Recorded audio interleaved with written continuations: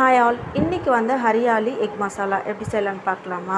ஒரு மிக்ஸி ஜாரில் புதினா, கொத்தமல்லி, 2 பச்சை மிளகாய், 5 பல் பூண்டு, இஞ்சி, 3 டீஸ்பூன் அளவுக்கு கர்டு ஆட் பண்ணிவிட்டு அரைச்சி வச்சுக்கோங்க. குவான்டிட்டி பார்த்து அந்த அளவுக்கு குவான்டிட்டி போட்டு அரைச்சி வச்சுக்கோங்க.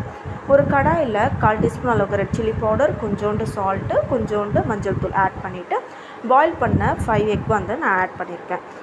நீட்டாக நான் கட் பண்ணி வச்சுருக்கேன். அதே மாதிரி கட் பண்ணி வச்சுக்கோங்க. அப்போ தான் அந்த மசாலா எக்குக்குள்ளே போகும். அதே கடாயில் 5 இல்லைனா 6 டீஸ்பூன் அளவுக்கு ஆயில் ஆட் பண்ணிவிட்டு 2 ஆனியன் ஒரு 70% அளவுக்கு வதக்கிட்டக்கப்புறம் 2 பழமான தக்காளியும் ஆட் பண்ணிக்கோங்க. அதுக்கப்புறம் தேவையான அளவு உப்பு, 1/4 டீஸ்பூன் அளவுக்கு மஞ்சள் தூள். இந்த தக்காளி நல்லா வதக்கிட்டக்கப்புறம் நம்ம அரைச்சி வச்சுருக்கிற இந்த புதினா பேஸ்ட் ஆட் பண்ணிவிட்டு 1/4 டீஸ்பூன் அளவுக்கு சால்ட்டு, 1/4 டீஸ்பூன் அளவுக்கு ரெட் சில்லி பவுடர்.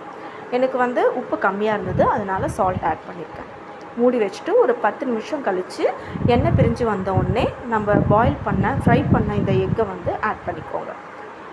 ஆட் பண்ணிவிட்டு ஒரு நிமிஷம் கழித்து ஸ்டவ் ஆஃப் பண்ணிங்கன்னா சூப்பரான ஹரியாலி எக் மசாலா ரெடி ஆகிடுச்சு. கண்டிப்பாக ட்ரை பண்ணுங்கள். சப்பாத்தி, தோசைக்கு சூப்பரான சைட் டிஷ். ட்ரை பண்ணுங்கள்.